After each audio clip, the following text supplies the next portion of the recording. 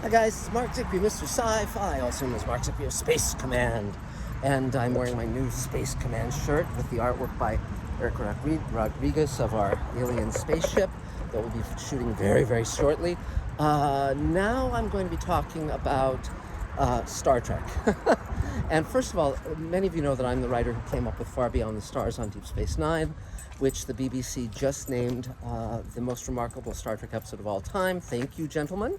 And I also came up with the idea for the story First Contact, not the movie, but the episode where the Prime Directive goes off and the Enterprise is sent to tell a world that there are people other than themselves out there in the universe, to open up the universe to them.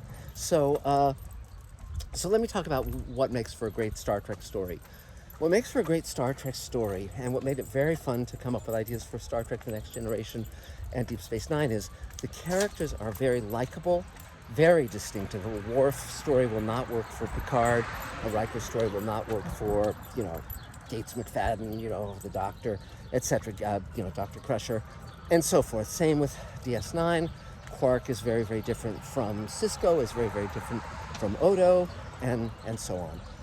So they're distinctive characters, they're likable characters. They may be at times in conflict with each other, especially in Deep Space Nine, but you admire them, you like them, they're ethical, they are selfless, they are courageous, etc.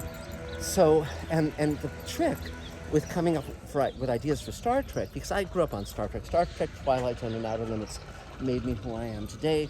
They taught me that you can come up with a story that no one has ever seen before, something fresh, something that's not just a carbon of a carbon of a carbon, and that you could seize upon that opportunity to create something with a great emotional truth and a great intellectual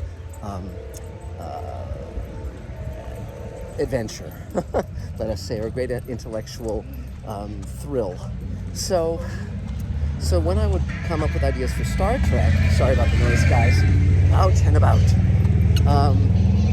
When I would come up with an idea for Star Trek, the challenge would always be to say, okay, what do I know about?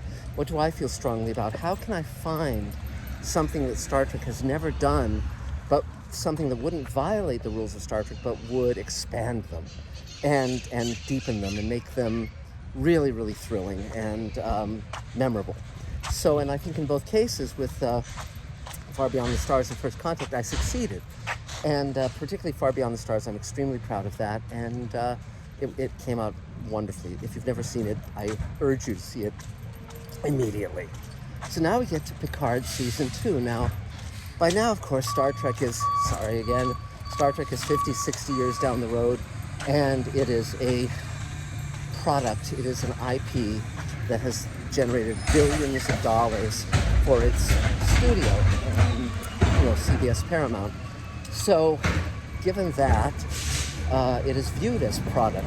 See, originally when Gene Roddenberry came up with the idea, he was only secondarily looking at a product. He was looking at it for the way he could tell a story that reflected his own philosophy. And, when you look at Rod Serling and Gene Roddenberry, these are men who did have a philosophy of liberalism, of humanism, of intellectual exploration, of kindness and compassion, of hope and possibility. They were not fatalists. They were not pessimists, these men. They were realists, but they were optimists. They believed in the human spirit and its endless capacity for growth and connection. And intellectual curiosity fired both of them, and fired the characters they created. So, but then, and Star Trek: The Next Generation carried on that tradition, very much so. And the people, and I know all the writers from, that era of Star Trek: Rene Echeverria, Ira Behr, Richard Manning, Hans Beimler, Ron Moore, Brandon Braga, etc. And they were all there for the right reasons. No one was a cynic. They were all writing stories that they believed in profoundly. They all grown up with Star Trek. They all wanted to do something meaningful, and they succeeded. So now we get to Picard Season 2. Now Paramount, CBS, is, looking at, well, how can we do something that seems like it's ethical and seems like it's daring without, being offensive, without driving away any of the customers. It's a totally different philosophy. In fact, I would hazard to say that neither Picard nor Discovery have a philosophy so much as sort of spray-on liberalism, which is a very different thing. And I speak as a liberal. I am a liberal, but it's one thing to say, "Oh, look at these homelessness. Look at these homeless people. Gee, how can this 20th century society have homeless people?" That's very different from actually sitting down with homeless people, talking to them, internalizing the humanity of individual characters, and creating those people. Very, very different. So there's an elitism to just kind of basically paying lip service to it without really exploring it. So, okay. So I like Picard better than Star Trek Discovery. I've labored for many seasons with Star Trek Discovery, and my friend Doug Jones is starring in it. But and I think he's terrific in it. But by now I'm like a dog that's been given electroshock too much by Pavlov. I can't watch Star Trek Discovery for more than a minute or two without going, oh my God, and switching it off. And I know that this current season is supposed to be the best yet, and I will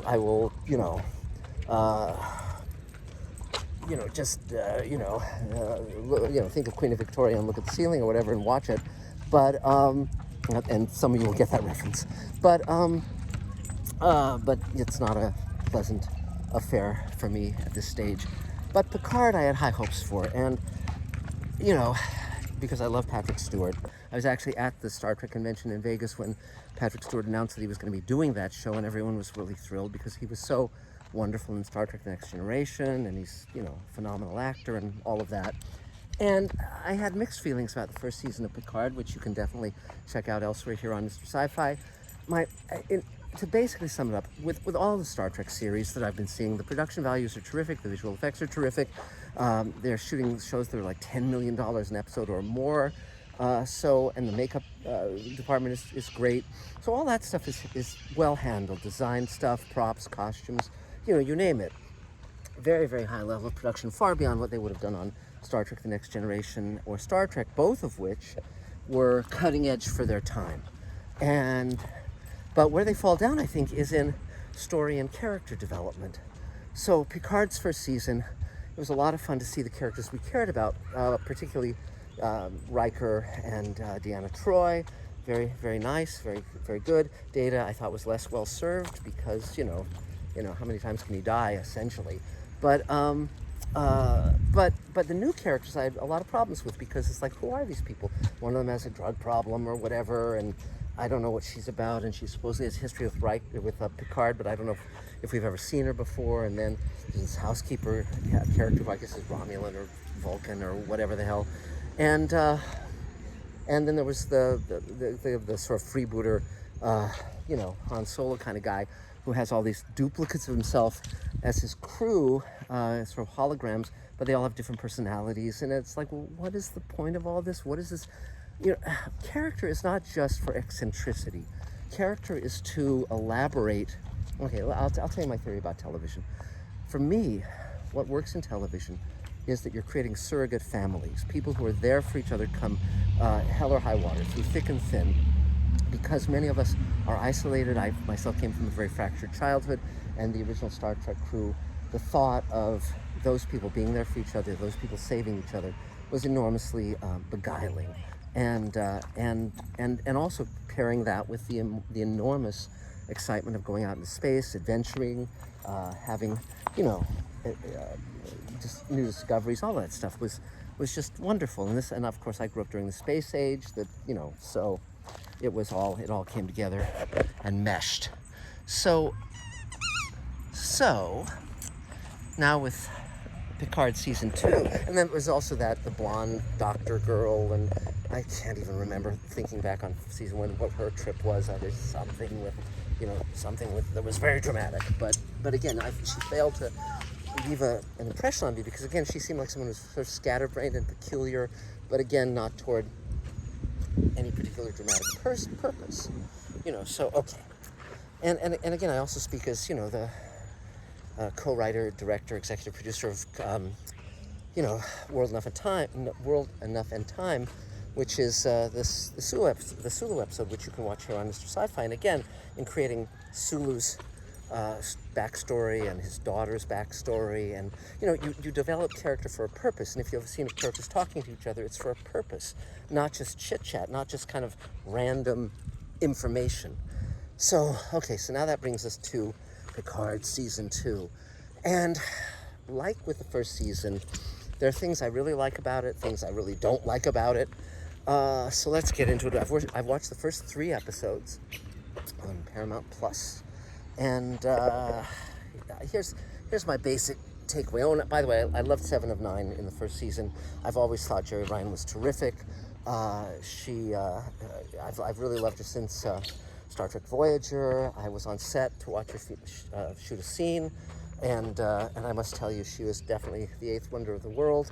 And to be there on the set, well, you would just swallow your gum watching her, But she's aged wonderfully well, and she's always been just such a really great actor. I just love watching her, do her job. And so here's the dilemma. You see, the problem also is with arcing seasons, where it tells one story over the season, and if it's a good story, then fine, and if it's a weak story, then that's problematical. The first episode almost made me swear off Picard entirely. It was so slow and so chit-chatty. And this, again, speaks to the fact that, Patrick Stewart is, 80. He's in his 80s now. And although he still has some of the fire he had in his prime, he's kind of seems tired. He kind of seems like he can kind of pull it out for a few moments, that old strength, but can't, but basically he's sitting down and he's kind of, deferring to others by and large. And that really doesn't work for the character of Jean-Luc Picard, because Picard was decisive. The first season of Star Trek The Next Generation didn't get its act together, and Picard was very wishy-washy and always surrendering. But finally, as Michael Piller came on the scene, the show found its voice and found who those characters were, and thank God, and that's what made the show work. So, so season 2 of Picard, it really looks like they took a blender and put several classic Star Trek episodes and movies in, and just pushed, liquefy, because they took, the Mirror Mirror episode from the original show. They took, the Wrath of Khan, little bits and pieces. They took, on and on. I mean, we can go down it. And, they took First Contact, the Star Trek The Next Generation movie that Brannon and Ron Moore wrote, and just kind of, okay. So, because again, when I was talking about Far Beyond the Stars or my episode of First Contact, those were stories you hadn't seen before. This is just a whole bunch of stories jammed together that you have. So, for instance, you start with, the first episode was incredibly slow and talky. It was Picard talking to his housekeeper, who wants to kind of, I was going to say bang him. She basically wants to have a relationship with him, and he's basically, well, I don't want to be connected to anyone. Well, this is a mistake. The guy is 80, and the issue of whether or not he's going to have a girlfriend is really not a key issue. We want Picard to be wise by this time. We want him not to be tortured and having never made a connection with another human being. I mean, that was Kirk's trip. It shouldn't be Picard's. Picard by 80 should be a sage. He should be wise. He should be the guy that everyone turns to for advice, for knowledge, for wisdom. He should be just an amazing old man. And that doesn't mean you can't have conflict, but gee, I think a scene where it's like, well, you really should have a girlfriend, Jean-Luc. It's like, and he's going, I don't know if I want to commit. It's like, give me a break. That's first, it's like, yes, there are old people who don't have their shit together, of course. And there are old people who should be in relationships but aren't, or shouldn't be in relationships but are, or whatever. But that doesn't give us that guy accurately, I don't think. So we have that in endless scene. And then he goes and he finds Guinan, and it's Whoopi Goldberg again. Now, Guinan is not my favorite character, because she was always just kind of like there and in the bar, and kind of, they never really gave her much to do. And in fact, I'd heard that during the making of Star Trek The Next Generation, when she was shooting the Guinan role, she had once said to someone, tell me who the fuck to get out of here. you know, and how do I get out of this role? But whether or not that's apocryphal, I don't know. And I love Whoopi Goldberg. It's lovely to see her again, but it really didn't do anything. It was like, well, you got to face your fear, Jean-Luc. It's like facing your fear is such a cliche, such a thematic dead end, because how many times does he have to face his fear? I mean, for God's sake, 7 years on Star Trek: The Next Generation. However many Star Trek the Next Generation movies, he's faced his fear. Okay, it's like, move on, and so then they bring in another character, Q. Now, while I've always liked John Delancey, I've actually met him, I've had some very nice conversations with him. He's a really good guy, really talented actor. I've always found Q another problematical character, because sort of like, and again, his lineage goes back to the Squire of Gothos, which is an original Star Trek episode, where it was William Campbell, and he plays the Squire of Gothos, this alien who has, seemingly endless powers, and he basically screws with our characters for the better part of an hour, and then we learn that he's actually a child of his species, and then the grown-ups show up, which was an ending, of course, that was then later ripped off by the movie Explorers, which, ironically enough, Robert Picard played the alien, and superlatively, of course, as he does everything.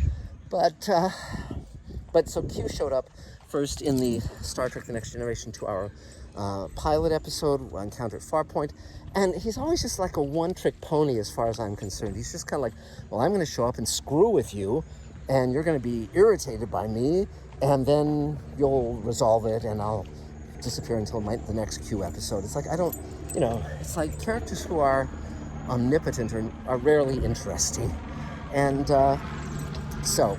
but in this one they're throwing a curveball of, well, he's ill, something's wrong with him. Well, I hope something's wrong with him. I hope something happens. But that's all. And so that was the first episode, and it was like, a long time. It's like, wow, is this an 8-hour episode? No, it was an hour, but like it seemed like 8 hours. Finally, in episode 2, it gets going a bit, and our guys end up in an alternate universe, which is sort of very much like Mirror Mirror, and it's sort of like a human, kind of a Nazi eugenics kind of thing, where they, subjugate and destroy aliens, and it's okay. And Jerry Ryan's the president of that government, that fascist government, and she's great, and she looks great in the uniform, and she's got this little mousy husband, or this little, Weasley husband, who's neither here nor there, but interesting to do that, and because I believe they said they established that she was gay in the first season, and and Raffi is back, and again, that was another character who's like, didn't make much of an impression on me, good actress, but this season, okay, fine, she's back, and but again, there's so many things that violate what this franchise stands for and what it believes, and it just, in the moment you have characters like really screw up and not be redeemable, let me just give a few examples. For instance, you have, is it Rios? That character, he's apparently captain on a Federation vessel now, and he's smoking a cigar, or at least lighting a lighter and holding a cigar in his mouth perpetually. That's like Star Trek. Gene Roddenberry, they cigarette sponsors offered to sponsor Star Trek if the characters would smoke on the Enterprise, and Roddenberry said no. And there were two reasons for that. One was that he didn't think people would be smoking in that advanced century, and he also didn't want to promulgate a habit to young viewers that would kill them. So he was right on all counts 60 years ago. So now these guys have the guy chomping on a cigar. It's like, what the hell? And then they're cursing, which again, you might say, well, what's wrong with cursing? That's what people do in real life. Well, no, Star Trek is a family show. It's supposed to be, you can sit down with the kids, you can watch the thing without worrying that, there'll be something untoward said. They don't care about that. They're trying to show that they're different, and so they have characters cursing. And while I'm known to curse every now and then, that's not something I would do in Star Trek. I don't think it's appropriate. And then finally, one of the characters, the blonde doctor girl, she shows up drunk on duty. And first of all, I don't believe they wouldn't have a medical procedure to make someone instantly sober. I think by then they would. But also, like, what the hell? She's drunk on duty? No. I mean, Scotty might have some fun on shore leave. He might have a hangover, but that would be about it, So again, these characters are distancing me from this show and these characters. So but but still there are elements of the plot that are fun. So, okay, the fascist alternative, government. Okay, fine. And Picard's a general and in that universe, and so on and so forth. So, and then they bring the Borg Queen into it. Now, the Borg Queen, the actress is very, very good, and the makeup is spectacular. And in the movie First Contact, Alice Krige originated that role. And the reason was because previously they had created the Borg in Star Trek The Next Generation, the TV series, and they were sort of like a faceless, force that would just assimilate you. And there wasn't an individual in that, universe of the Borg. But when they did the movie, they had to find a way to personalize that adversary. So they created the Borg Queen so she could talk to Data and tempt him and so forth, and it really worked. And this actress is very, very good playing that role. But again, it's sort of like, okay, so been there, done that. So, so again, we're seeing all these riffs of other bits and pieces. So finally, then they go back in time, which is Star Trek 4. So it's like, okay, go back to modern day LA. They can show more of it than the original Star Trek series could, because, Star Trek, the original show could go to Vasquez Rocks or Century City or something, but this one can go to LA and show a lot more of Los Angeles. But to what purpose? First of all, they beam Rios down, and he, is beamed in midair, and he falls and gets concussion. It's like, well, why'd that happen exactly? Did they say there was something funky with the transporters? If they did, I missed it. But it was like, what? I like very much the Latina doctor. She's she's a wonderful actress, and the thing comes alive when she and Rios are in a scene together, and they're dealing with ICE and the immigration services, and again, it's timely, but is it more than like once over lightly? We'll see.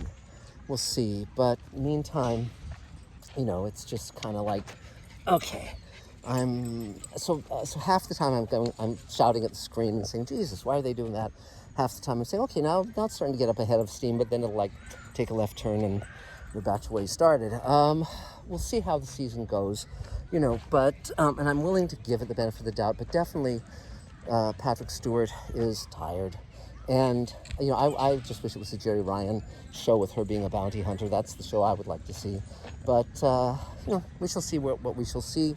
At least, people who are Spanish can talk in Spanish now, Mexicans and so forth. And I think that's a good thing. And, we'll see what happens next. But again, speaking as the person who came up with the most remarkable Star Trek episode of all time, I just want them to, really get their feet under them in a solid way. I mean, and not, one step forward, two steps back. So we'll see what happens. Anyway, that's about it for now. We will talk again later, and much more to come. Take care, guys. Bye.